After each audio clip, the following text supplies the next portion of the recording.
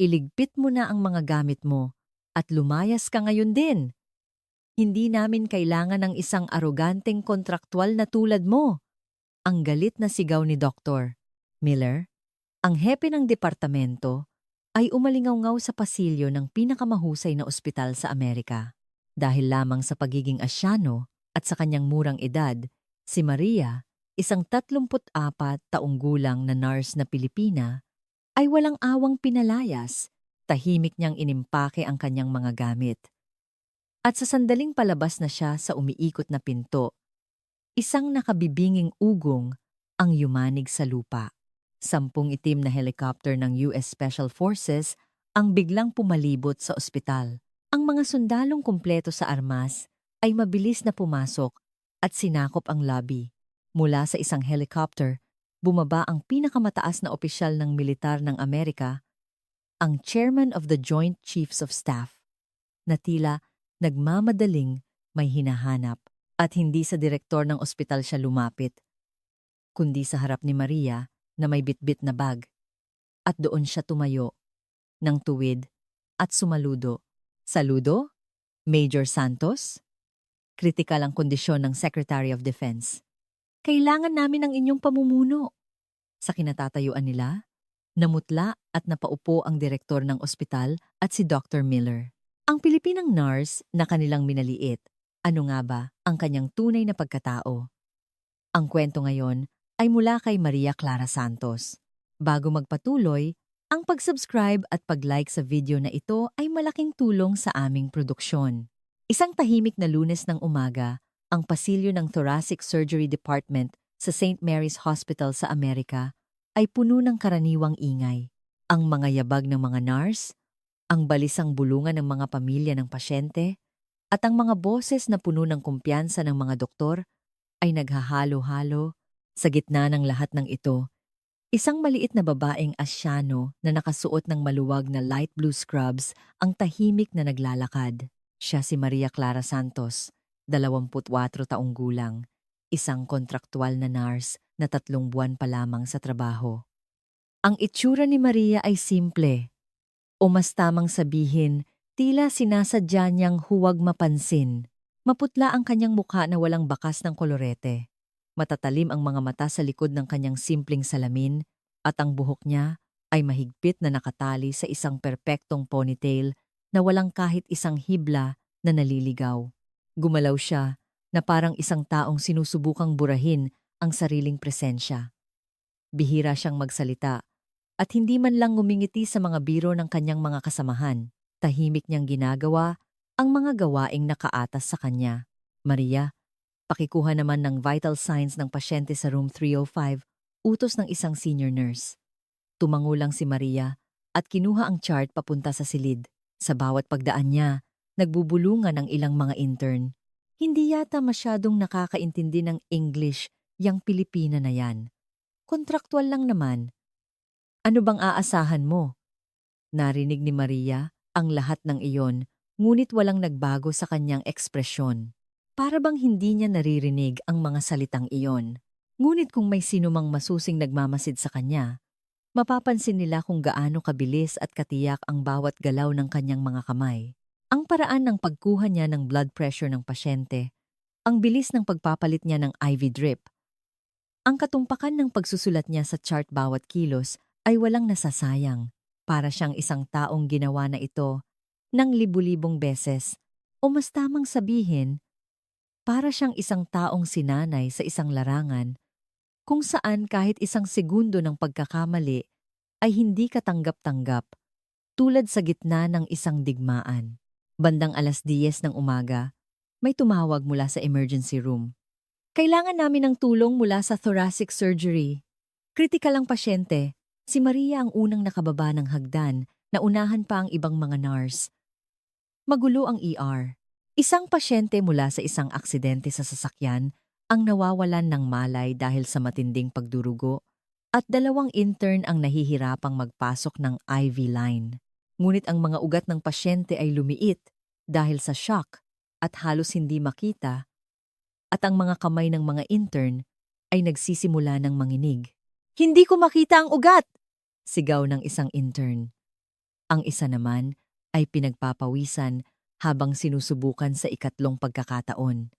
Sa sandaling iyon, tahimik na lumapit si Maria. Walang imik niyang tiningnan ang braso ng pasyente, dahan-dahang inalis ang kamay ng intern at ginamit ang sariling daliri upang diinan ang balat. Walang kahit isang segundo ng pag-aalinlangan, itinurok niya ang karayom sa eksaktong lokasyon. Ang IV fluid ay nagsimulang dumaloy ng maayos. Napatingin ang dalawang intern kay Maria na may pagkamangha. Paano? Paano mo nagawa yon sa isang subok lang? Ngunit hindi sumagot si Maria. Tiningnan lang niya ang vital signs ng pasyente. Nagsulat ng maikling tala sa chart at tahimik na bumalik sa pasilyo. Para bang walang nangyari. Isang intern ang bumulong habang nakatingin sa kanyang likuran. May kakaiba sa kanya, hindi ba? Sigurado kang kontraktual na nurse lang siya? Huwag mo nang pansinin. Sinwerte lang siguro. Ngunit hindi iyon swerte. Ang isang dampi na iyon ni Maria ay instinct na hinasa sa libu-libong totoong laban. Mga sandali sa gitna ng putukan kung saan kailangan niyang iligtas ang buhay ng isang kasama, mga alaala sa gitna ng kaguluhan ng bumabagsak na helicopter at pagsabog kung saan kailangan niyang kumapit sa buhay sa isang pagkakataon lamang. Lahat ng iyon ay nakaukit sa dulo ng kanyang mga daliri. Ngunit hindi kailanman ikinuwento ni Maria ang kanyang nakaraan kanino man. Para sa kanya, hindi na kailangan. Oras ng tanghalian. Si Maria ay mag-isang nakaupo sa isang sulok ng cafeteria ng ospital, kumakain ng sandwich.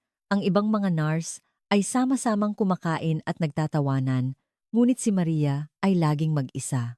Komportable siya roon. Kapag nakikisalamuha siya, tinatanong siya, at kapag sumasagot siya sa mga tanong, nahihirapan siyang itago ang kanyang nakaraan. Kaya ginawa ni Maria ang sarili na parang invisible, isang taong hindi pinapansin, isang anino lamang na dumadaan. Ngunit may isang taong iba ang tingin sa kanya. Si Ana, isang bagong nurse. Si Ana ay 20 taong gulang, may kulot na brown na buhok at mga pekas, isang babaeng may kaakit-akit na anyo. Masusi niyang inoobserbahan si Maria. Hindi mawala sa isip niya ang nakita niya kaninang umaga sa ER. Ate Maria? Maingat na tanong ni Ana. Paano niyo po nagawang makuha yung linya sa isang subok lang? Kahit anong practice ko, hindi ko magawa. Tumingin si Maria kay Ana at saglit itong tinitigan. Pagkatapos ay sumagot siya ng maikli. Sanayan lang yan. Iyon lang. Wala nang idinagdag si Maria at hindi na rin nagtanong si Ana. Ngunit naramdaman ni Ana na may kakaiba sa babaeng ito. Sa likod ng malamig at matalim na mga matang iyon, mayroong isang malaking kwentong nakatago at ang kutob niyang iyon ay malapit ng magkatotoo. 2:00 ng hapon, isang emergency announcement ang umalingaw-ngaw sa buong ospital. Lahat ng empleyado magtipon sa conference room. Uulitin ko, lahat ng empleyado magtipon. Sumama si Maria sa ibang mga nurse papunta sa malaking meeting room. Lahat ay nagbubulungan kung ano ang nangyayari, ngunit si Maria ay nanatiling tahimik. Sa harap ng silid, nakatayo ang direktor ng ospital at si Dr. Miller, ang hepe ng thoracic surgery. Si Miller ay isang tipikal na elite na doktor. Mahigit 185 centimeters ang taas. May halong pilak ang buhok na kulay ginto. Ang kanyang puting coat ay laging plansado at isang mamahaling relo ang kumikinang sa kanyang pulso. Kinuha ni Miller ang mikropono. Ang puting coat ang pulso, mga kasama. Isang napakahalagang pasyente ang darating sa ating ospital ngayon, ang Secretary of Defense ng Amerika. Nagkaroon ng bulungan sa silid, ang Secretary of Defense, isa sa pinakamataas na opisyal ng bansa. Ipinakita ni Miller ang isang CT scan sa screen na may halong pagmamalaki. Tulad ng nakikita ninyo, may bara sa coronary artery ng pasyente. Plano kong hiwain ang bahaging ito at gumawa ng bypass. Sa sandaling iyon, nanlisik ang mga mata ni Maria. Tinitigan niyang mabuti ang screen. May malaking problema sa plano ni Miller. Ang istruktura ng ugat ng pasyente ay iba sa karaniwan. Kung susundin ang paraan ng paghiwa ni Miller, tiyak na matatamaan ang isang nakatagong deformed blood vessel na magdudulot ng matinding pagdurugo. Isang alarma ang tumunog sa isip ni Maria. Ngunit nag-alinlangan siya. Dapat ba akong magsalita? Isa lang akong kontraktual na nurse. Walang sinuman, sa ibang mga doktor, sa silid, ang nagtaas ng tanong. Si Miller ang awtoridad sa ospital na iyon, at walang sinuman ang nangahas na kwestiyonin ang kanyang desisyon. Ngunit alam ni Maria na kung magpapatuloy ito, mamamatay ang pasyente at kailanman, hindi siya sumuko sa isang pasyente. Kahit sa gitna ng digmaan, kahit sa bingit ng kamatayan, dahan-dahan, maingat na itinaas ni Maria ang kanyang kamay. Tumahimik ang buong silid. Lahat ay napatingin sa maliit na nurse na Asyano. Maging si Miller ay napakunot ang noo habang nakatingin kay Maria. "May tanong ka ba?" May halong inis sa kanyang boses. Inayos ni Maria ang kanyang salamin at nagsalita ng mahinahon. "Paumanhin po, Dr. Miller. Pero hindi ninyo maaaring hiwain sa ganyang paraan." Nagyelo ang hangin sa silid. Tumigas ang mukha ni Miller. "Anong sabi mo?" Hindi umatras si Maria. Tingnan ninyong mabuti ang istruktura ng ugat ng pasyente. May nakatagong deformed collateral vessel sa lokasyong iyan. Kung itutuloy ninyo ang plano, mamamatay ang pasyente dahil sa matinding pagdurugo sa loob ng 3 minuto. Ang boses ni Maria ay malamig at tiyak. Parang isang sundalong nagbibigay ng briefing sa gitna ng labanan. Namula ang mukha ni Miller. Sa harap ng 12-dosenang kasamahan, hinamon siya ng isang kontraktual na nurse. Ngumisi siya nang may pang-iinsulto. "At sino ka para turuan ako kung paano mag-opera? Isa ka lang, nurse." Ay, kontraktual pa pala. Bumigat ang tensyon sa silid. Ngunit hindi natinag ang tingin ni Maria. "Ang pinag-uusapan ko po ay ang buhay ng pasyente." Tahimik, ngunit mariing sabi ni Maria. Ang isang salitang iyon ay pumuno sa buong silid. Nagbanggaan sa hangin ang mga tingin ni Miller at Maria. Walang sinuman ang bumawi ng tingin. At sa sandaling iyon, naramdaman ng lahat na ang tahimik na nurse na Asyanong ito ay hindi isang ordinaryong tao. Ngunit ang hindi nila alam, iyon ay simula pa lamang. Napakabigat ng katahimikan sa conference room. Para bang may humigop ng lahat ng hangin sa loob at maging ang paghinga ay kailangang maging maingat. Dose-dosenang mga medical staff ang pabalik-balik na tumitingin sa isang maliit na nurse na Pilipina at sa dambuhalang simbolo ng awtoridad na nakatayo sa harap niya, si Dr. Miller. Sa sandaling ito, hindi na ito isang ordinaryong meeting room ng ospital. Ito ay isang hindi nakikitang larangan ng digmaan. Isang lugar kung saan nagbabanggaan ang kapangyarihan at katotohanan, ang awtoridad at konsensya. Napangisi si Miller. Hindi ito isang ngiti. Ito ay isang panginginig ng laman na dulot ng nasaktang ego. "Pakiulit nga ang sinabi mo?" Mababa ang kanyang boses, ngunit sa loob nito ay may kumukulong galit. "Ikaw, isang kontraktual na nurse, ay tuturuan ako kung paano mag-opera?" Sa iba't ibang sulok ng silid, hindi mapakali ang mga tao. May tumingin sa kanilang relo, may tumitig sa sahig. Alam ng lahat kung ano ang ibig sabihin ng pagsalungat kay Miller sa ospital na ito, ngunit hindi umatras si Maria. Ang kanyang mga mata ay nanatiling malamig at matalim. "Hindi ko po kayo tinuturuan. Sinasabi ko lang po na nanganganib ang buhay ng pasyente." Walang panginginig sa boses ni Maria.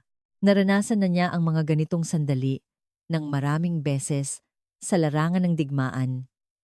Mas mahalaga ang tamang pagpapasya kaysa sa ranggo. Hindi ka maililigtas ng mga bituin sa iyong balikat mula sa bala. Sa harap ng buhay, walang halaga ang awtoridad. Lumapit si Miller ng isang hakbang. Ang kanyang 105 centimeters na taas ay tila lalamunin si Maria. Ito ay isang pisikal na pananakot. "Ilang buwan ka pa lang ba dito?" 3. Nginisian niya ito. "Ako, 20 taon na sa larangang ito.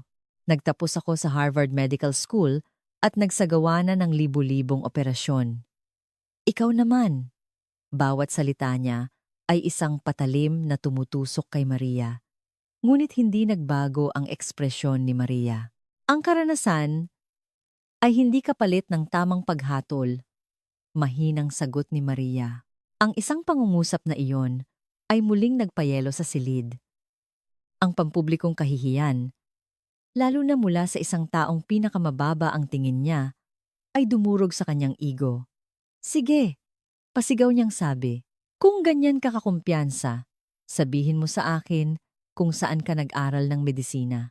Anong unibersidad ang pinanggalingan mo? Ilang research paper na ang naisulat mo? Hindi sumagot si Maria.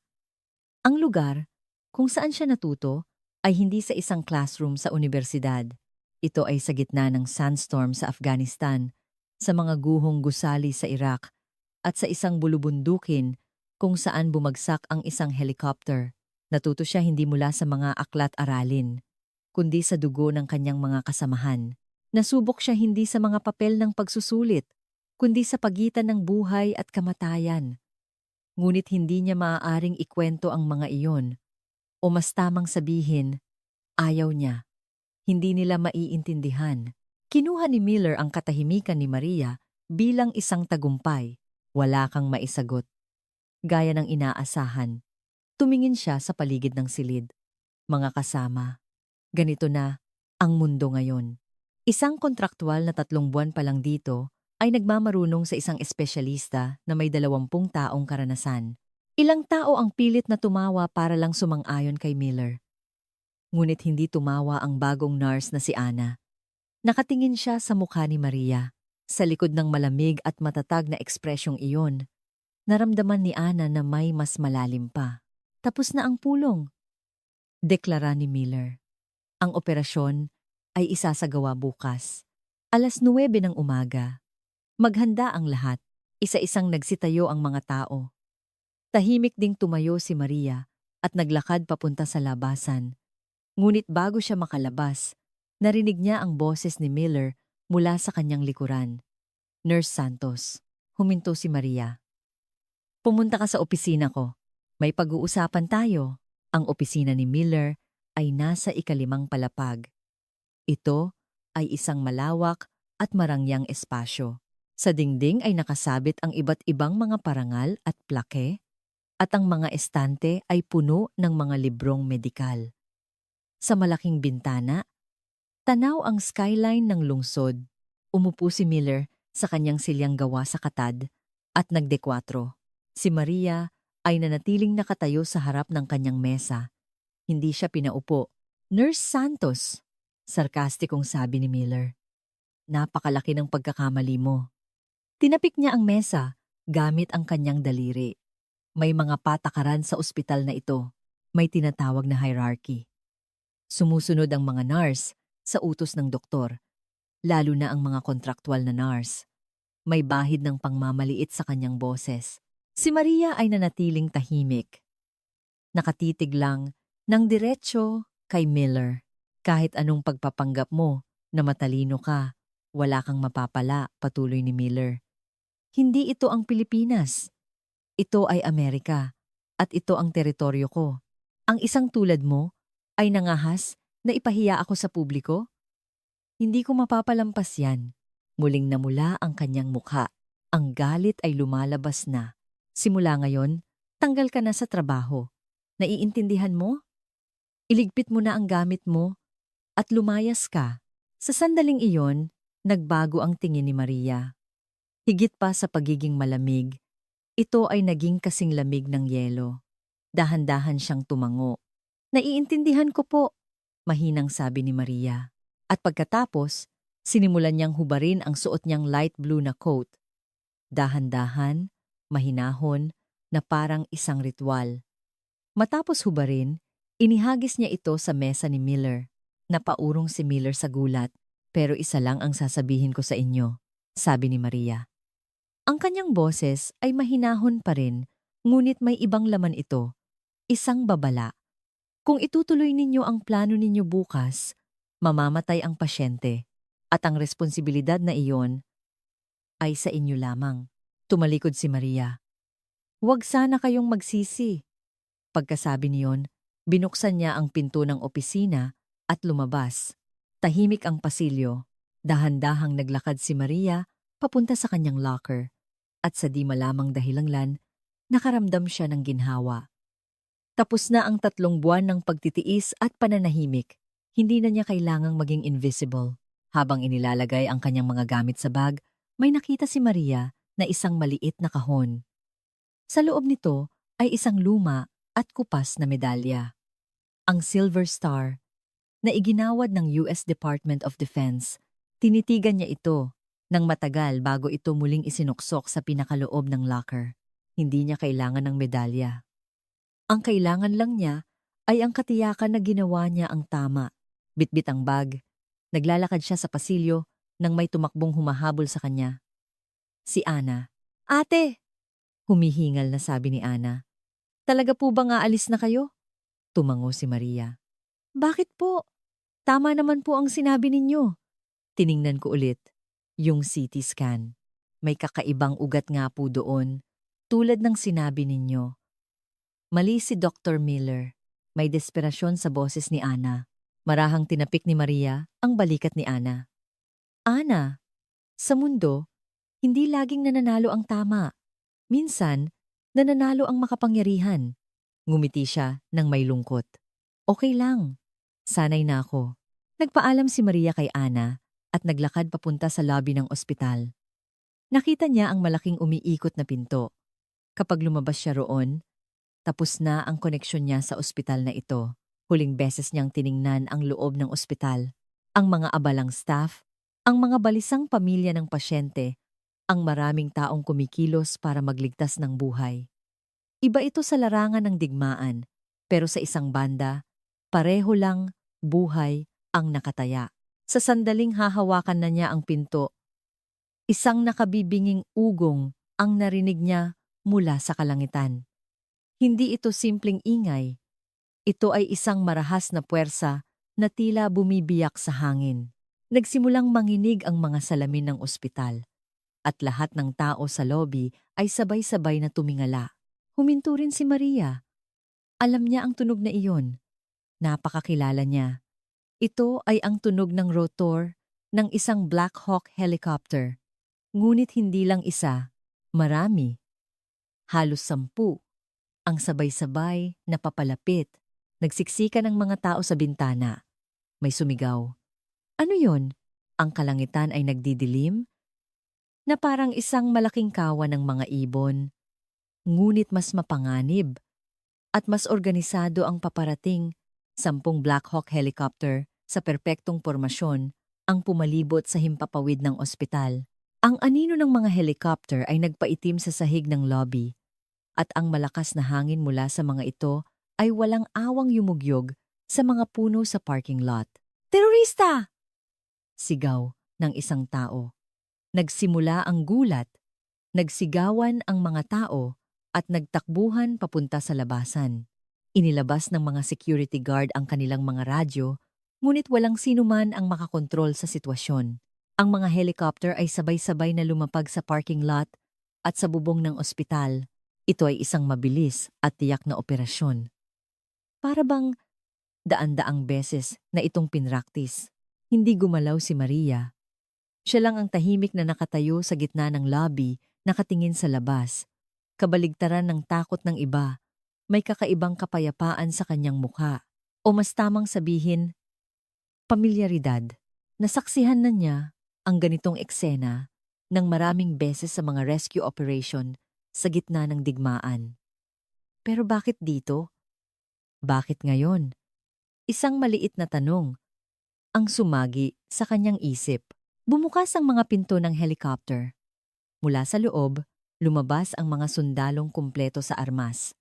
Mga miyembro ng Special Forces na nakasuot ng itim na tactical gear. Ang kanilang mga galaw ay parang makina sa katumpakan. Bawat 3 ay isang team. Kumalat sila sa lahat ng pasukan ng ospital at mabilis na pinalibutan ang gusali. Bumukas ang pangunahing pinto ng lobby at pumasok ang 6 na Special Forces. Itinutok nila ang kanilang mga rifle at sumigaw, "Huwag kayong gagalaw!" Natigilan sa takot ang mga tao. May mga napaupo sa sahig. May mga nagtaas ng kamay. Maging ang mga security guard ng ospital ay hindi alam ang gagawin. Hindi ito ang sitwasyong sinanay sila. Ang lobby ay biglang naging parang larangan ng digmaan. Kinontrol ng special forces ang bawat pasilyo at walang tigil ang mga naka-encrypt na komunikasyon sa kanilang mga radyo. Alpha Team, first floor secured. Bravo Team, papasok na sa second floor. Charlie Team, rooftop secured.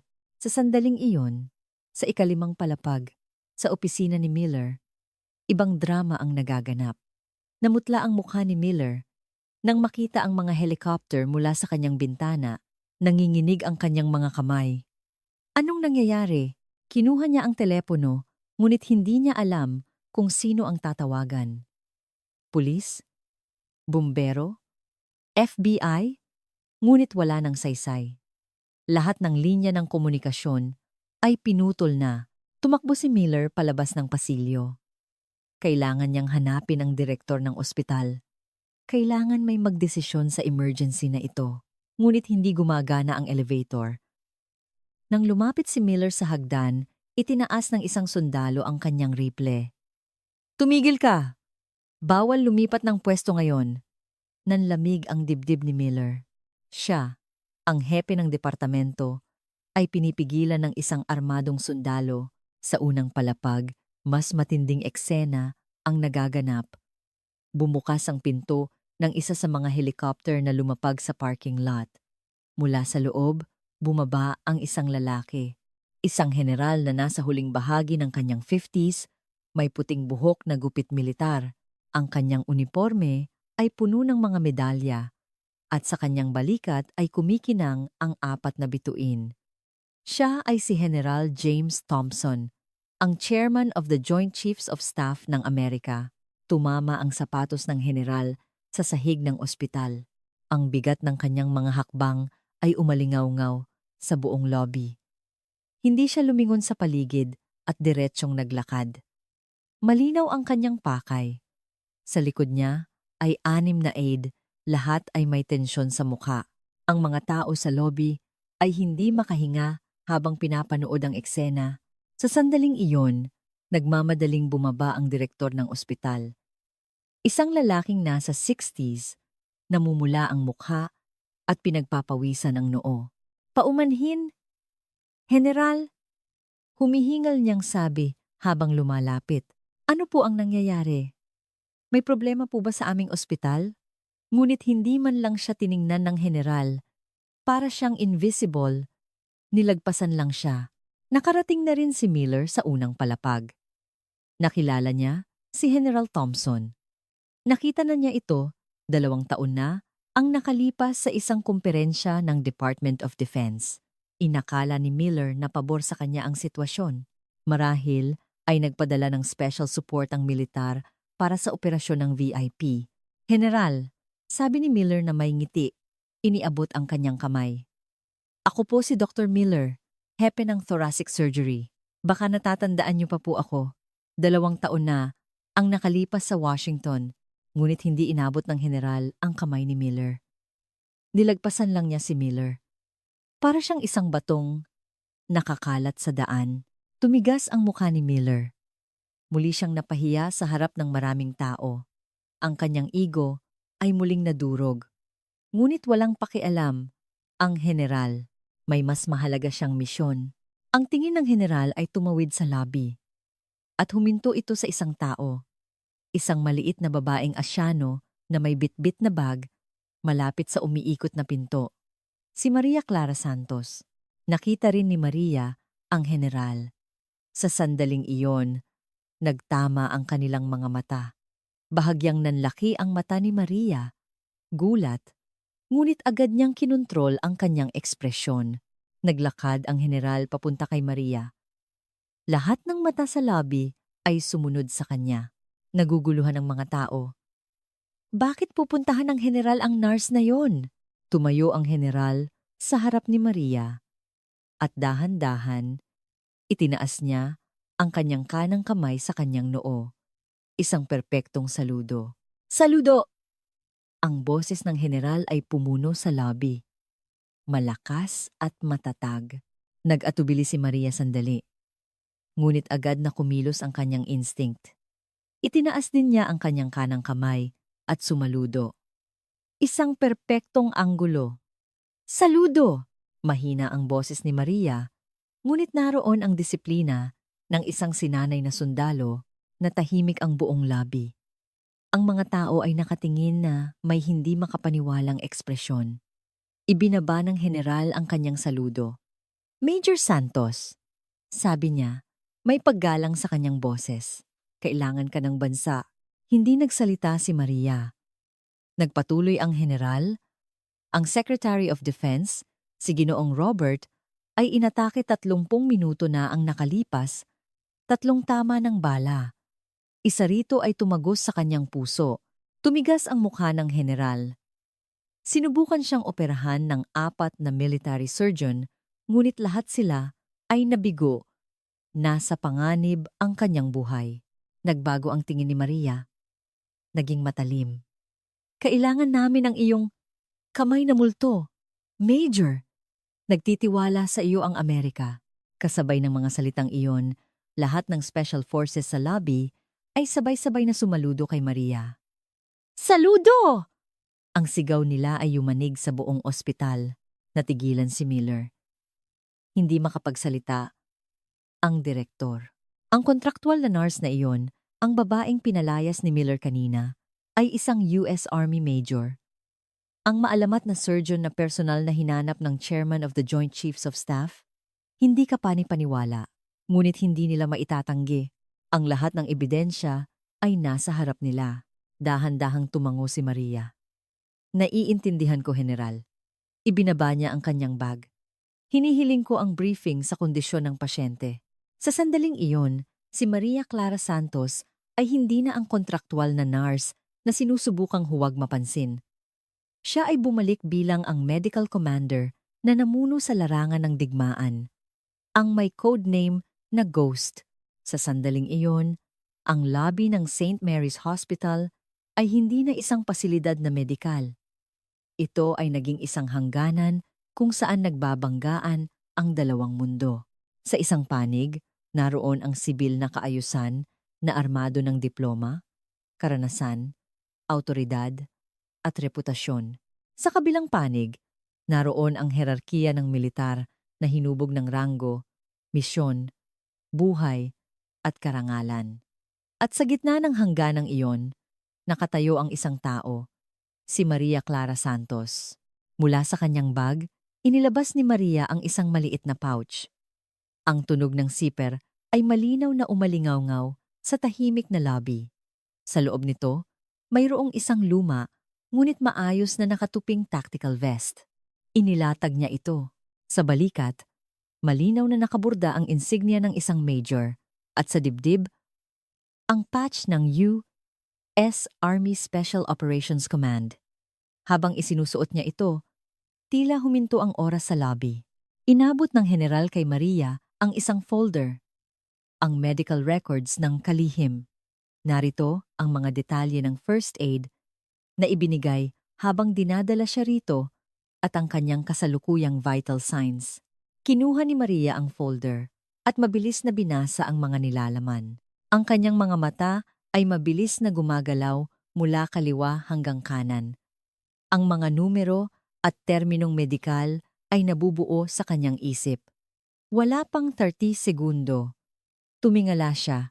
May internal bleeding na, mahigit 200 ml sa pericardial sac, heart rate 130, blood pressure 90,060. Ang kanyang boses ay kalmado, ngunit tiyak. Kung hindi natin siya dadalhin sa operating room ngayon din, magkakaroon siya ng cardiac arrest. Tumango ang general. Nasecure na namin ang operating room sa 3rd floor, sa special ward. Nagsalita siya sa kanyang radyo. Bravo team, dalhin ang pasyente sa 3rd floor. Naghihintay si Ghost. Isang Roger that ang narinig mula sa radyo. Tumingin ang general kay Maria. Major Santos, sa iyo ang medical command ng operasyong ito. Hilingin mo ang anumang kailangan mo. Sandaling nag-isip si Maria. Pagkatapos ay lumingon siya sa lobby. Huminto ang kanyang tingin kay Miller, na nakatulala pa rin. Hindi pa rin niya matanggap ang katotohanan. Bahagyang nakabuka ang kanyang bibig at maputla ang kanyang mukha. Dahan-dahang lumapit si Maria sa kanya. Instinctively, umatras si Miller. Ngunit hindi huminto si Maria. Dr. Miller? Malamig na sabi ni Maria. Ang pasyente na ooperahan mo sana bukas, ang Secretary of Defense, ay nag-aagaw buhay ngayon sa third floor. Lalong namutla si Miller. Nagpatuloy si Maria. Natatandaan mo ba ang deformed blood vessel na ibinabala ko kaninang umaga? Mayroon din ito ang kalihim. Kung itinuloy mo ang iyong plano, hindi sana siya tumagal ng 3 minuto. Ang mga salitang iyon ay hindi isang simpleng puna. Ito ay isang ebidensya kung gaano kapanganib ang resulta ng pagmamataas at prejudice ni Miller. Nanginginig ang labi ni Miller. Hindi ko alam. Hirap niyang sabi. Tinitigan siya ni Maria ng matagal bago tumalikod. Ngayon, alam mo na, sa harap ng isang pasyente, walang halaga ang karanasan ng isang doktor. Ang mahalaga ay ang kakayahan at tamang pagpapasya. Naglakad siya pabalik sa general. At higit sa lahat, ang pusong inuuna ang buhay ng pasyente. Habang papunta sina Maria at ang general sa elevator, nagmamadaling lumapit ang direktor ng ospital. Sandali po, humihingal niyang sabi. Miss Santos. Ay, Major. Hindi alam ng direktor kung paano siya tatawagin. Huminto si Maria. Yumuko ang direktor. Nagkaroon po yata ng hindi pagkakaunawaan. Ang aming ospital ay laging gumagalang sa mga mahuhusay na tao. Itinaas ni Maria ang kanyang kamay para pigilan siya. Direktor, mahinang sabi ni Maria. Papunta po ako para magligtas ng isang pasyente. Mamaya na po natin pag-usapan ang iba. Ang kanyang tono ay magalang. Ngunit may awtoridad na hindi matatanggihan. Hindi na nakapagsalita ang direktor. Sumakay sa elevator sina Maria at ang general at nagsara ang pinto. Ang mga naiwan sa lobby ay nakatulala na parang dinaanan ng bagyo. Tahimik sa loob ng elevator. Tanging ang ilaw na nagpapakita ng palapag ang tahimik na nagbabago ng numero. Unang nagsalita ang general. 2 taon na rin, Major. Tumango si Maria. Opo, General. Isang bahagyang ngiti ang sumilay sa mukha ng general. Naaalala ko, ang araw na iniligtas mo ang buhay ko sa pag-atras natin sa Kabul. Kung hindi dahil sa iyo, wala ako rito ngayon. Hindi sumagot si Maria. Nakatingin lang siya sa harap. Bakit ka umalis sa serbisyo? Tanong ng general. Kailangan ka ng militar. Sandaling natahimik si Maria. Pagkatapos ay dahan-dahan siyang nagsalita. Sapat na po ang aking pakikipaglaban, General. Nais ko na pong mamuhay ng tahimik. Dumating ang elevator sa 3rd floor. Pagbukas ng pinto, ang mga special forces na nakapwesto sa magkabilang gilid ng pasilyo ay sabay-sabay na sumaludo. Naglakad sina Maria at ang General sa harap ng operating room. Naghihintay na ang isang medical team, 4 na military nurse at isang anesthesiologist. Nang makita nila si Maria, agad silang tumayo ng tuwid. Major Ghost. May paggalang sa kanilang boses. Tumango si Maria sa kanila. Matagal na rin tayong hindi nagkita. Kumusta ang paghahanda? Sumagot ang isa sa mga nurse. Lahat ng surgical instruments sterilized na. 6 na unit ng dugo handa na. Defibrillator. Naka. Standby. Mabuti, sabi ni Maria. Pakicheck ulit ang vital signs ng kalihim. Maghuhugas na ako ng kamay. Papasok na sana siya sa preparation room nang may tumakbo mula sa dulo ng pasilyo. Si Ana. Humihingal na tumayo si Ana sa harap ni Maria. Ate, may mga luha sa mata ni Ana. Talaga pong, Major kayo? Marahang hinawakan ni Maria ang balikat ni Ana. Pasensya na, Ana. Hindi ko nasabi. Umiling si Ana. Hindi po. Naiintindihan ko. Pero may maitutulong po ba ako? Sandaling nag-isip si Maria at ngumiti. Ang unang totoong ngiti niya mula nang dumating sa ospital na iyon. Ang intensyon mo pa lang. Sapat na, Ana. Salamat. Pinunasan ni Ana ang kanyang luha at tumango. Nagpaalam si Maria sa kanya at pumasok sa preparation room habang nagpapalit siya ng surgical gown at masusing naghuhugas ng kamay. Ang bawat hakbang ng operasyon ay tumatakbo na sa kanyang isip. Itinulak ni Maria ang pinto ng operating room. Sa surgical table, nakahiga ang walang malay na Secretary of Defense. Maputla ang kanyang mukha at ang heart rate sa monitor ay hindi matatag. Sa isang tingin, naintindihan ni Maria ang kondisyon ng pasyente. Wala ng oras. Scalpel. Inilahad ni Maria ang kanyang kamay. Inabot ng nurse ang scalpel. Sa sandaling hawakan ni Maria ang scalpel, nagbago ang hangin sa operating room. May tensyon, ngunit kasabay nito, may kakaibang pakiramdam ng katiwasayan. Alam ng lahat, nagbalik na si Ghost.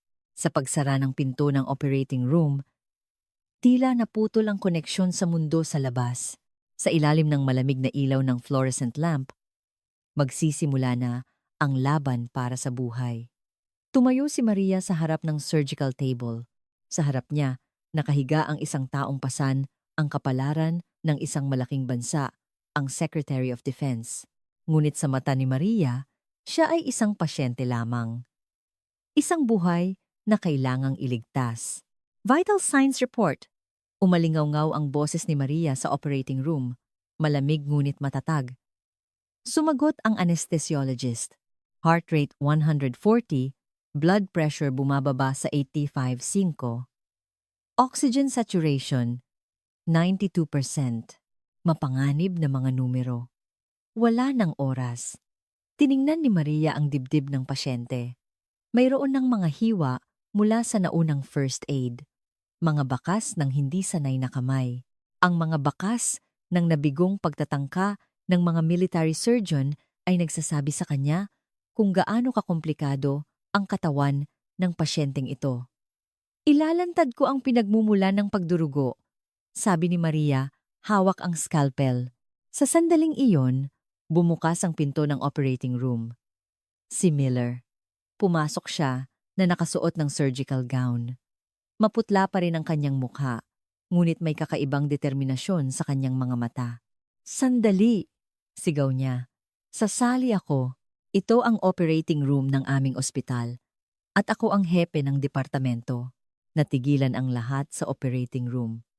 Nagkatinginan ang mga nurse at naguguluhan ang anesthesiologist. Ngunit hindi gumalaw si Maria. Nakatingin pa rin siya sa pasyente na parabang hindi niya napansin ang presensya ni Miller. Isang mahabang katahimikan ang namayani. Ilang segundo lang ito, ngunit para sa lahat ng nasa silid, parang walang hanggan. Dahan-dahan, lumingon si Maria. Tumingin ang kanyang mga mata kay Miller. Ang tingin na iyon ay malamig. Mas malamig pa sa yelo. Mas malamig pa sa bakal. Dr. Miller. Mahinang sabi ni Maria. Walang anumang emosyon sa kanyang boses. Wala kang magagawa sa operating room na ito, namula ang mukha ni Miller. Anong ibig mong sabihin? Ako ay may 20 taong karanasan. Pinutol ni Maria ang kanyang sasabihin. Kaninang umaga, mali ang interpretasyon mo sa CT scan ng pasyente. Ang boses ni Maria ay kalmado pa rin, ngunit mayroon itong hindi maikakailang katotohanan. Ang iyong surgical plan ay muntik nang pumatay sa pasyente. Binalaan kita, ngunit hindi ka nakinig. Sa halip, tinanggal mo ako sa trabaho. Bumigat ang hangin sa silid. Nanginginig ang labi ni Miller, ngunit wala siyang mahanap na salitang panlaban. Dahil totoo ang lahat, lumapit si Maria ng isang hakbang kay Miller. Ang kanyang maliit na pangangatawan ay dapat magmukhang kaawa-awa sa harap ng dambuhalang taas ni Miller. Ngunit sa sandaling iyon, walang sino man sa operating room ang nakaramdam nito. Sa halip, si Miller ang nagmukhang maliit.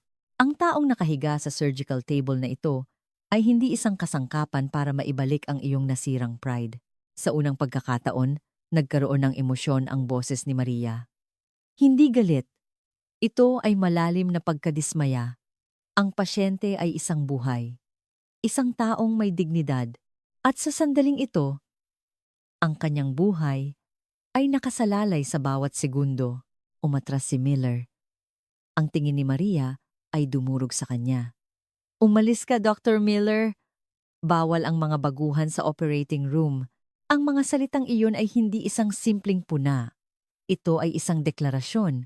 Isang deklarasyon na naghihiwalay sa isang tunay na propesyonal sa medisina at sa isang taong lasing sa kapangyarihan. Hindi na kinaya ni Miller. Pasuray-suray siyang lumabas ng operating room. Ang tunog ng pagsara ng pinto ay nagkumpirma ng kanyang pagkatalo. Muling ibinaling ni Maria ang kanyang tingin sa pasyente. Magsimula na tayo, sabi niya. Tumango ang mga nurse na may tensyon sa mukha. Gumagalaw ang mga kamay ni Maria. Biniyak ng scalpel ang balat. At lumitaw ang mundong nakatago sa ilalim. Dugo, isang tumitibok na puso, at ang komplikadong mga ugat na nakapalibot dito. Mabilis na naunawaan ng mga mata ni Maria ang buong istruktura. Nakikita ko ang deformed collateral vessel sa 3 o'clock position, sabi ni Maria. Ito mismo ang ibinabala ko. Suction. Mabilis na inabot ng nurse ang suction. Bumilis ang galaw ng kamay ni Maria. Ngunit hindi ito pagmamadali. Ito ay isang perpektong kontroladong bilis. Tulad ng isang konduktor ng orkestra, ang kanyang mga kamay ay gumagalaw sa isang tiyak na ritmo. Hemostat. 4-5 Vicryl. Saline wash, noong una, nahirapan ng mga nurse na sabayan ang bilis ni Maria. Ngunit di nagtagal, nakuha nila ang ritmo, mayroong isang predictable pattern sa mga galaw ni Maria. Binibigyan niya sila ng oras para ihanda ang susunod na hakbang. At bawat utos ay malinaw. Ito ang tunay na pamumuno. Hindi lang pagiging magaling ng mag-isa, kundi ang kakayahang iangat ang buong team sa pinakamataas na antas. Bleeding site secured, sabi ni Maria. Isang alarma ang tumunog sa monitor. Biglang bumaba ang blood pressure ng pasyente. Nag-aalalang, sabi ng anesthesiologist. Major. Blood pressure, 70-40. Isang kritikal na sandali. Ngunit hindi natinag si Maria. Simulan ang blood transfusion. Ihanda ang 1 mg epinephrine. Ang kanyang boses ay nanatiling kalmado. Ang takot ay nakakahawa. Ngunit ganoon din ang kahinahunan. Ang kapanatagan ni Maria ay kumalat sa buong operating room. Lumapit ang kamay ni Maria malapit sa puso ng pasyente. Ang pinakapanganib na sandali.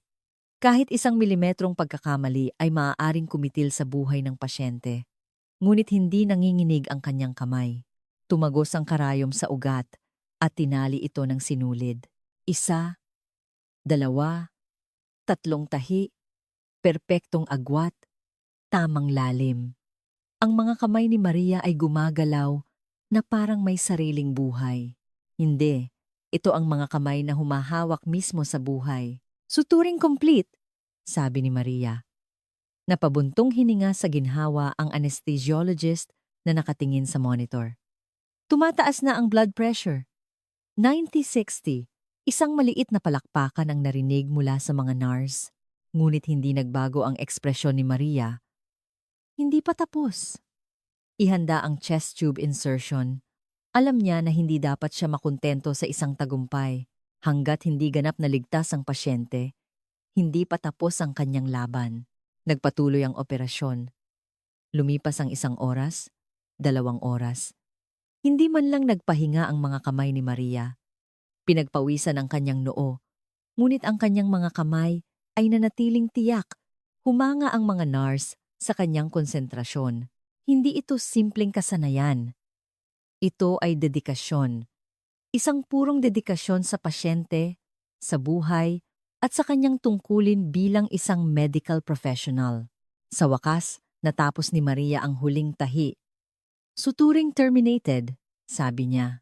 Isang katahimikan ang bumalot sa operating room at mula sa monitor, narinig ang isang regular na tibok ng puso. Beep, beep, beep, beep. Ang tunog ng buhay. Naiiyak na sabi ng anesthesiologist. Tagumpay po, Major. Stable na ang vital signs ng kalihim. Nagpalakpakan ang mga nurse. Ngunit nakatingin pa rin si Maria sa pasyente. Ihanda ang paglipat sa recovery room, mahinang sabi ni Maria. Mas mahalaga ang post-operative care. Tinatanggal niya ang kanyang guwantes nang lumabas ng operating room. Sa pasilyo, naghihintay si General Thompson. Ang kanyang mukha ay puno ng ginhawa at pasasalamat. Magaling, Major, sabi ng General. Yumuko si Maria. Ginanap ko lang po ang aking tungkulin, General. Sa sandaling iyon, mula sa dulo ng pasilyo, nakita ni Miller na nakatingin sa kanila. Ang kanyang mukha ay may halong komplikadong emosyon, inggit, paghanga, at malalim na kahihiyan. Nakita siya ni Maria, ngunit wala siyang sinabi. Napatunayan na niya ang kanyang sarili. Hindi sa salita, kundi sa gawa. Hindi sa awtoridad, kundi sa kakayahan. At sapat na iyon. Matapos ang operasyon, isang kakaibang katahimikan ang bumalot sa St. Mary's Hospital. Ang Special Forces ay nanatili sa gusali. At ang mga medical staff ay bumalik sa kani-kanilang pwesto, ngunit walang sino man ang makakalimot sa mga nangyari. Ang pagdating ng isang tao ay yumanig hindi lang sa kaayusan ng ospital, kundi sa mismong pananaw nila sa mundo. Sa recovery room, unti-unting nagiging stable ang kondisyon ng Secretary of Defense. Sabi ni General Thompson kay Maria, Major, ang operasyong ito ay isang state secret. Kung malalaman ng publiko ang pag-atake sa kalihim, magdudulot ito ng malaking banta sa seguridad ng bansa. Tumango si Maria. Isa siyang sundalo. Alam niya ang bigat ng mga utos at lihim. Naiintindihan ko, General. Ngunit nakita na ng mga tao sa ospital na ito ang lahat. Tumigas ang mukha ng General. Iyan nga ang problema. Tumingin siya sa bintana. Nakausap ko na ang direktor. Ang mga nangyari ngayon ay sakop ng isang security oath. Lahat ng empleyado ay kailangang pumirma sa isang non-disclosure agreement. Hindi nagsalita si Maria. Ngunit may bumigat sa kanyang dibdib. Ang lahat ng napatunayan niya, ang mga sandaling dinurog niya ang pagmamataas at prejudice ni Miller, ay malilibing na lang ba sa katahimikan?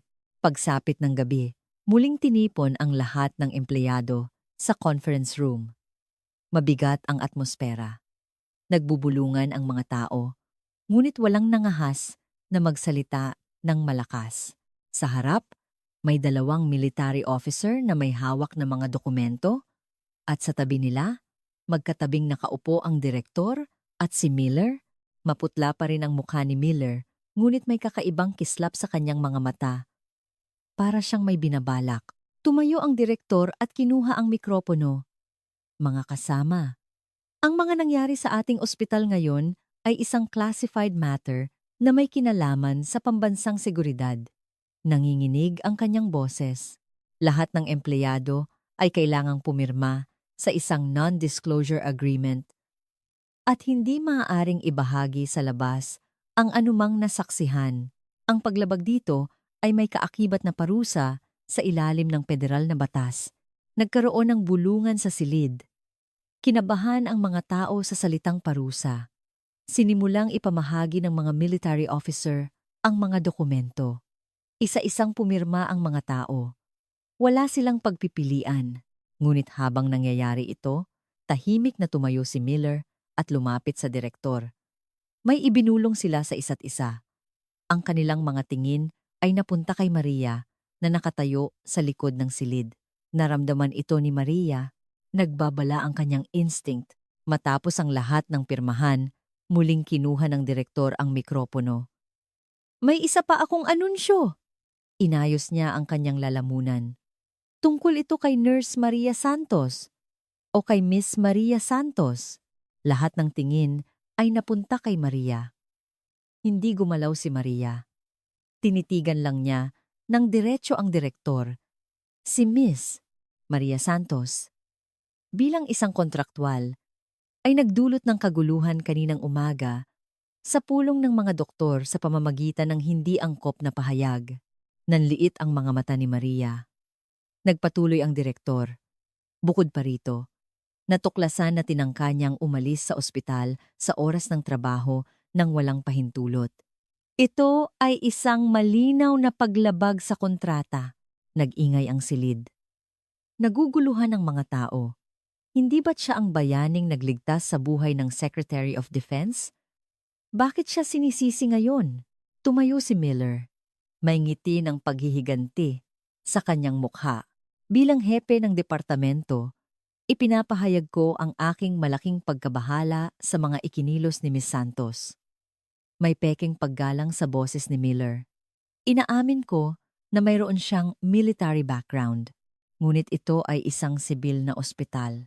Ang mga patakaran ng ospital ang dapat masunod, hindi ang batas militar.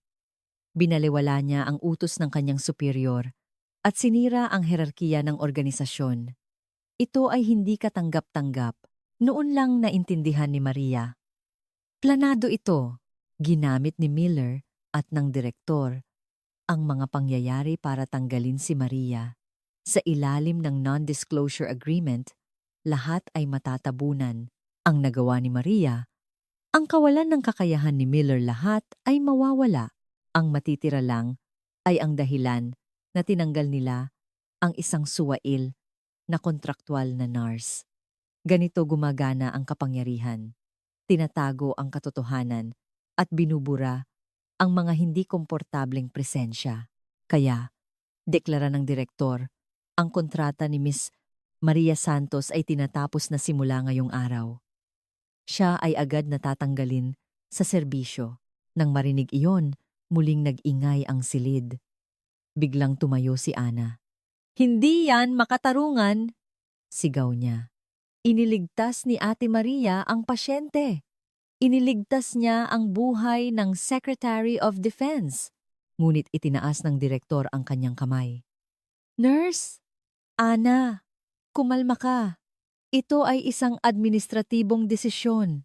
Naiiyak na tumingin si Ana kay Maria. Ilan pang mga empleyado ang nagpakita ng hindi pagsang-ayon. Alam nila na mali ito. Ngunit walang nangahas na magsalita. Masyado silang maliit sa harap ng kapangyarihan. Dahan-dahang tumayo si Maria. Lahat ng mata ay nakatuon sa kanya. Inaasahan ng mga tao na magsasalita siya, magagalit. Ngunit walang sinabi si Maria. Tiningnan lang niya ang direktor at si Miller. Ang kanyang tingin ay malamig. Ngunit kasabay nito, malungkot. Ito ang tingin ng isang taong nasaksihan ang kababaan ng kalikasan ng tao. Tumango si Maria at lumabas ng conference room. Ang kanyang likod ay mukhang malungkot. Ngunit kasabay nito, may dignidad. Ang dignidad ng isang taong hindi natalo. Habang naglalakad sa pasilyo, inisip ni Maria kung bakit siya nakipaglaban sa digmaan para ipagtanggol ang kalayaan, para itaguyod ang katarungan. Ngunit ano ang nangyayari dito ngayon? Ang katotohanan ay pinatatahimik, ang katapangan ay pinarurusahan, at ang kapangyarihan ay nagbibigay katwiran sa karuwagan. Ito ba ang mundong pinilit niyang protektahan? Bumigat ang dibdib ni Maria. Nang makarating sa kanyang locker, sinimulan niyang kunin ang kanyang mga gamit. Hindi marami, ilang librong medikal, isang ekstrang scrub suit, at ang maliit na kahon, ang kahon na may medalya. Kinuha niya ito, ang Silver Star, isang simbolo ng pagkilala ng bansa sa kanyang katapangan. Ngunit ano ang halaga nito ngayon? Sa harap ng kapangyarihan, hindi siya nito naprotektahan. "Ate." Narinig niya ang boses ni Ana mula sa likuran. Paglingon ni Maria, nakita niya si Ana na luhaan. "Hindi po ito makatarungan. Wala po kayong ginawang masama." Niyakap ni Maria si Ana. "Okay lang, Ana. Ganyan talaga ang mundo." Ang boses ni Maria ay kalmado, ngunit may malalim na pagtanggap. Hindi laging nananalo ang katarungan. Minsan, nananalo ang kapangyarihan. At ang mga taong tulad natin, kailangan lang magtiis, umiling si Ana. Hindi po, hindi po ito dapat tiisin. Dapat po nating labanan. Ngunit ngumiti lang si Maria ng may lungkot. Paano tayo lalaban, Ana? Ipinakita ko na ang lahat. Ang kakayahan ko, ang karanasan ko. Pero wala silang pakialam. Dahil isa akong banta sa kanilang kaayusan. Ang mismong pagkakaroon ng isang tulad ko ay nagdudulot ng lamat sa kanilang autoridad. Isinukbit ni Maria ang kanyang bag at isinara ang pinto ng locker. Nakipaglaban na ako, Ana. Ginawa ko na ang lahat ng kaya ko. Ngunit ang ospital na ito, ang sistemang ito, ay hindi ako gusto. Kaya kailangan kong umalis. Habang naglalakad siya sa pasilyo, sinabi niya ang kanyang huling mga salita. Manatili ka rito at maging isang mabuting nurse. At tandaan mo, laging unahin ang pasyente. Huwag na huwag mo yang kakalimutan. Habang paalis si Maria, sa recovery room, dahan-dahang iminulat ng Secretary of Defense ang kanyang mga mata. Hinawakan ni General Thompson ang kanyang kamay. Ginoo, gising na po kayo? Bahagyang ngumiti ang kalihim. General, si Ghost ba ang nagligtas sa akin? Tumango ang general. Opo, Ginoo. Si Major Maria Clara Santos. Isang tingin ng pasasalamat ang sumilay sa mga mata ng kalihim. Gusto ko siyang makilala. Ngunit hindi makasagot ang general. Alam niya kung ano ang sitwasyong kinakaharap ni Maria ngayon. Sa sandaling palabas na si Maria sa pangunahing pinto ng ospital, narinig niya ang nagmamadaling mga yabag mula sa kanyang likuran. Si General James Thompson. Ang kanyang mukha ay puno ng galit. Ang general na laging kalmado at kontrolado ay iba ngayon. Hindi ito simpleng galit. Ito ay isang malalim na moral na puot ng isang taong nasaksihan ang pagyurak sa katarungan. Major Santos, sandali, umalingaw-ngaw ang boses ng general sa pasilyo. Huminto si Maria. Dahan-dahan siyang lumingon at hinarap ang general. Humihingal na lumapit ang general. Narinig ko mula sa direktor. Tinanggal ka raw nila sa trabaho. May halong hindi makapaniwalang tono sa kanyang boses. O mas tamang sabihin, ayaw niyang maniwala. Paano nila magagawa ito? Sa taong nagligtas ng buhay. Sa isang bayani ng bansa, kalmadong sumagot si Maria. Desisyon po nila iyon, General. Dapat nating igalang. Walang hinanakit o galit sa kanyang boses. Tanging pagtanggap. At kasabay nito, isang uri ng transendensya na parabang inaasahan na niya ito. O marahil, alam na niyang ito ang hindi maiiwasang kahihinatnan, ngunit hindi matanggap ng general ang kanyang kahinahunan. Igalang? Hindi ito isyu ng paggalang. Tumaas ang boses ng general. Siya ay isang taong buong buhay na nagsilbi sa militar. Nabuhay siya sa mundo ng ranggo, kaayusan, utos, at pagsunod. Ngunit sa pundasyon ng lahat ng iyon, may isang hindi nagbabagong prinsipyo, katarungan. Ang mga may kakayahan ay kinikilala, ang mga matatapang ay ginagantimpalaan. Ito dapat ang pangunahing prinsipyo hindi lang ng militar, kundi ng buong lipunan. Iniligtas mo ang buhay ng Secretary of Defense. Isa kang bayani ng bansa. Kinuyom niya ang kanyang kamao. Kakausapin ko mismo ang direktor. Hindi ito katanggap-tanggap, ngunit umiling si Maria. Huwag na po, General. Pinigilan niya ito. Ang kanyang mga mata ay kalmado pa rin. Ngunit sa likod ng kahinahunan na iyon ay may malalim na pagmumuni-muni. Pinili ko na po. Umalis sa militar at mamuhay bilang isang sibilyan. Ang paggamit ng kapangyarihan ng militar para makialam sa usaping sibil ay hindi ang paraan na gusto ko. Naguguluhan ang general. Alam niya ang katigasan ng ulo ni Maria. Naaalala niya ang hindi matitinag na paninindigan nito sa maraming sandali nila sa digmaan. Ngunit iba ito. Hindi ito simpleng katigasan ng ulo. Ito ay tila mapanira sa sarili. Bakit siya umaatras sa harap ng kawalan ng katarungan? Bakit niya isinusuko ang kanyang karapatan? Major, kailangan mong lumaban. Pakiusap ng general, may bahid ng pagmamakaawa sa kanyang boses. Hindi lang ito tungkol sa iyo. Ito ay tungkol sa prinsipyo, tungkol sa katarungan. Kung aatras ka rito, uulitin lang ng mga taong tulad ni Miller ang kanilang ginawa. May isa na namang Maria, isa na namang mahusay na tao ang magiging biktima ng kanilang prejudice at pagmamataas. Natigilan si Maria sa mga salitang iyon. Tama ang general. Hindi lang ito tungkol sa kanya. Ito ay tungkol sa sistema, tungkol sa kung paano binabaluktot ng kapangyarihan ang katotohanan at sinusupil ang katarungan. Maraming buhay na ang iniligtas ni Maria sa digmaan. Ngunit may isang bagay siyang hindi nailigtas. Ang ganitong uri ng kawalang katarungan. Napigilan niya ang mga bala, ngunit hindi ang kababaan ng tao. Mayroon siyang tapang, ngunit masyadong mataas ang pader ng sistema. General, dahan-dahang nagsalita si Maria.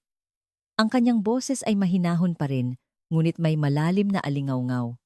Alam niyo po ba kung bakit ako umalis sa serbisyo? Umiling ang general. Pagod na po akong lumaban. Hindi sa pisikal na labanan, kundi sa palaging pagpapatunay sa aking sarili. Ang kanyang mga mata ay tumingin sa malayo, sa isang lugar sa nakaraan.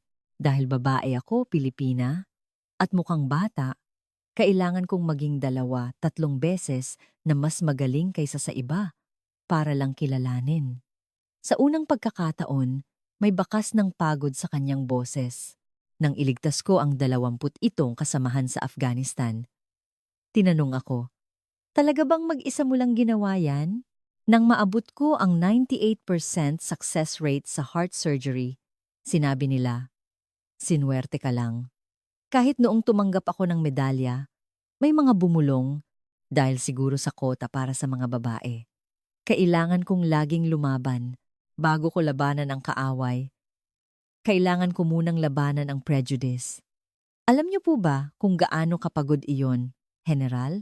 Hindi makapagsalita ang general. Alam niya ang maraming panganib sa digmaan. Ngunit hindi niya napagtanto. Ang isa pang digmaan na kinailangan harapin ni Maria, isang laban sa isang hindi nakikitang prente. Ngunit ngayon, napagtanto ko, patuloy ni Maria, tumingin sa ospital. Kahit gaano ako kagaling, kahit gaano kaperpekto, may mga bagay na hindi nagbabago. Hindi kailanman tatanggapin ng kapangyarihan ang katotohanang nagbabanta rito. Kinailangan nila ako. Ngunit hindi nila ako ginusto. Kailangan nila ang aking kakayahan sa oras ng krisis. Ngunit pagkatapos, ako ay muling nagiging isang sagabal. Isang salamin na nagpapakita ng kanilang kawalan ng kakayahan. Kaya kailangan nila akong tanggalin. Patahimikin ang taong nagsasabi ng totoo. May malalim na pag-unawa sa kanyang mga salita. Ito ay hindi lang personal na pagkadismaya. Ito ay isang malamig na pagsusuri sa istruktura ng lipunan at sa kalikasan ng kapangyarihan. Sa sandaling iyon, nagkaroon ng kaguluhan sa loob ng ospital. Bumukas ang pinto ng recovery room at lumabas ang isang grupo.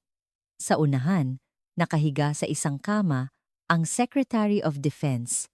Gising na siya at pilit na lumalabas. Ginoo, hindi po pwede. Mapanganib po ang paggalaw pagkatapos ng operasyon, sabi ng mga staff. Ngunit hindi nakinig ang kalihim. Nasaan si Major Santos? Umalingaw-ngaw ang kanyang boses. Mahina, ngunit matatag. Dinala ang kama hanggang sa kinaroroonan ni Maria. Nang makita ng kalihim si Maria, isang ekspresyon ng ginhawa ang lumitaw sa kanyang mukha. Ikaw pala si Ghost. Mahina ang boses ng kalihim, ngunit puno ng pasasalamat. Lumapit si Maria at sumaludo. Ginoo, kailangan niyo pong magpahinga. Mapanganib po ito. Ngunit umiling ang kalihim. Hindi, Major. May kailangan akong sabihin. Kung hindi ko sasabihin ngayon, baka huli na ang lahat. Lumingon siya. Nakita niya ang direktor at si Miller na nakatayo sa malayo. May takot sa kanilang mga mukha. Hoy! Direktor! Tawag ng kalihim. Nagmamadaling lumapit ang direktor. Opo, Ginoo. Ano po ang maipaglilingkod ko? Malamig siyang tiningnan ng kalihim. Narinig kong, tinanggal niyo sa trabaho ang taong nagligtas sa buhay ko. Namutla ang direktor. Hindi po. Nagkakamali po yata kayo. Nagkakamali. Tumaas ang boses ng kalihim. Narinig ko ang lahat mula kay General Thompson na itinama ng major na ito ang maling diagnosis ninyo at dahil doon, tinanggal niyo siya. At kung hindi dahil sa kanya, namatay na sana ako sa operating table na iyon. Hindi makapagsalita ang direktor. Umatras si Miller. Nawala ang lahat ng kulay sa kanyang mukha. Nang matapos magsalita ang Secretary of Defense, isang nakabibinging katahimikan ang bumalot sa pasilyo. Hindi lang ito isang simpleng resolusyon ng isang personal na alitan. Ito ay isang sandali kung saan ang kalikasan ng kapangyarihan, ang kahulugan ng katarungan, at ang halaga ng katotohanan ay hinuhusgahan. Nanginginig ang labi ng direktor habang yumuyuko. Ginoo, pasensya na po. Hindi ko po naintindihan ng maayos ang sitwasyon. Ngunit umiling si Maria. Ginoo, kalmado niyang sabi. Nagpapasalamat po ako. Ngunit hindi na po ako babalik sa ospital na ito. Nagulat ang lahat. Maging ang general ay nabigla. Major, anong ibig mong sabihin? Marahang binitawan ni Maria ang kamay ng kalihim. Taos-puso po akong nagpapasalamat sa tiwala at paggalang na ipinakita ninyo. Ngunit ayaw ko pong bumalik sa trabaho dahil sa pakikialam ng kapangyarihan. Tumingin siya sa direktor at kay Miller. Kung tatanggapin nila ako ulit, hindi ito dahil kinikilala nila ang aking kakayahan. Ito ay dahil sa takot. Takot sa utos ninyo, takot sa kaparusahan. Ang ganoong uri ng pagkilala ay hindi lilikha ng tunay na pagbabago. May malalim na karunungan sa kanyang mga salita. Ang tunay na pagbabago ay hindi nagmumula sa takot, kundi sa pag-unawa. Patuloy ni Maria, para sila tunay na magbago, kailangan nilang aminin sa kanilang sarili na ako ang tama, na mas mahalaga ang buhay ng pasyente kaysa sa anupaman, na ang kakayahan at tamang pagpapasya ang mahalaga, hindi ang karanasan o diploma. Kung wala ang pag-unawang iyon at kikilos lang sila dahil sa pressure, kapag umalis ako, may iba na namang makakaranas ng ganito.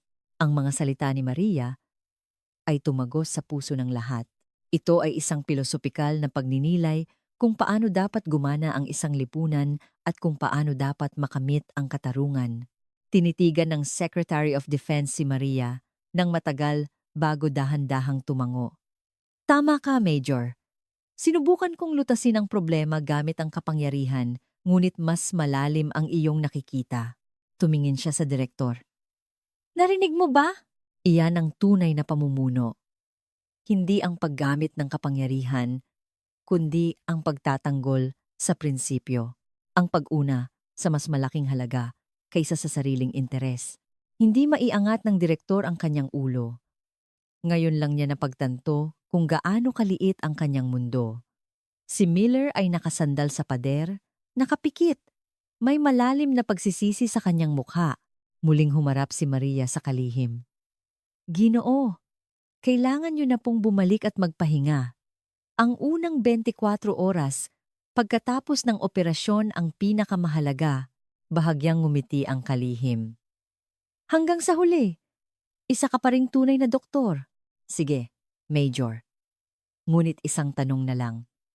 Ano ang susunod mong gagawin? Sandaling nag-isip si Maria. At mahinang sumagot. Hindi ko pa po alam. Ngunit isa lang ang sigurado. Saan man ako mapunta, maglilingkod po ako sa mga pasyente. Iyon po ang aking misyon. Dinala ng mga staff ang kalihim pabalik sa recovery room. Naiwan sa pasilyo si Maria, ang general, at ang mga opisyal ng ospital. Major, talaga bang aalis ka na? Tanong ng general. Tumango si Maria. Opo, general. Ito po ang aking desisyon. Napabuntong hininga ang general. Napakakatigas talaga ng ulo mo. Ngunit marahil, iyan ang dahilan kung bakit ka espesyal. Kinuha niya ang isang business card mula sa kanyang bulsa. Dalhin mo ito. Gusto ka ng Direct Medical Advisory Committee ng Department of Defense. Kahit isa ka ng sibilyan, maaari ka pa ring mag-ambag sa bansa. Pag-isipan mo, kinuha ni Maria ang card. Pag-isipan ko po, General. Huling sumaludo ang general. Saludo, Ghost. Sumagot si Maria. Saludo, General. Habang papunta si Maria sa elevator, tumakbong humahabol si Ana. Ate, aalis na po talaga kayo? Niyakap ni Maria si Ana. Oo, Ana. Pero huwag kang malungkot. Hindi ito ang katapusan. Ito ay isang bagong simula. Napakagaling niyo po, ate. Paano po kayo naging ganyan katatag? Tanong ni Ana, habang pinupunasan ng luha. Ngumiti si Maria.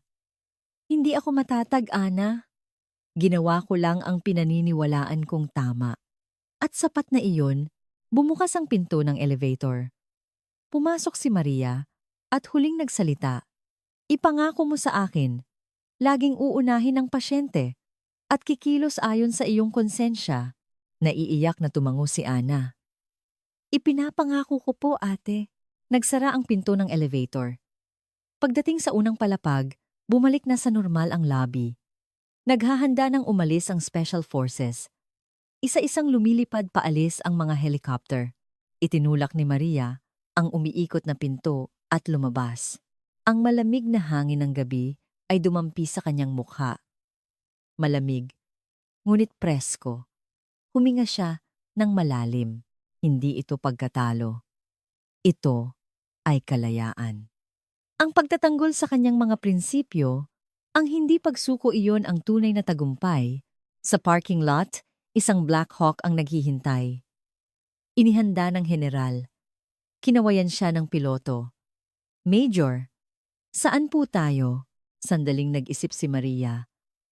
At ngumiti sa airport. Para sa isang bagong simula, umakyat siya sa helicopter. Nagsimulang umikot ang mga rotor at dahan-dahang umangat ang helicopter. Mula sa itaas, maliit na tingnan ang St. Mary's Hospital. Ang lahat ng nangyari doon, ang matinding laban, ay nagiging isang kwento na lang, ngunit alam ni Maria na hindi pa tapos ang kwentong ito.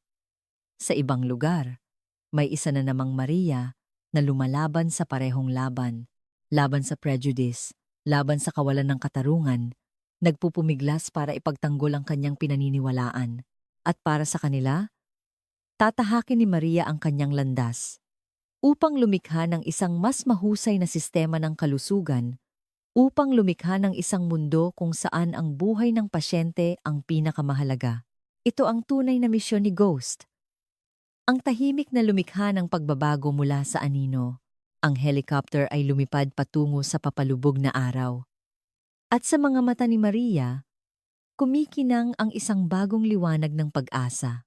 Hanggang sa muli, ito po ang In-Life Journeys, naniniwala sa walang hanggang potensyal ng tao. Kung nagustuhan ninyo ang video ngayon, mangyaring mag-iwan ng komento kung saan kayo nanonood. Nais naming pakinggan ang kwento ng bawat isa sa inyo. Salamat.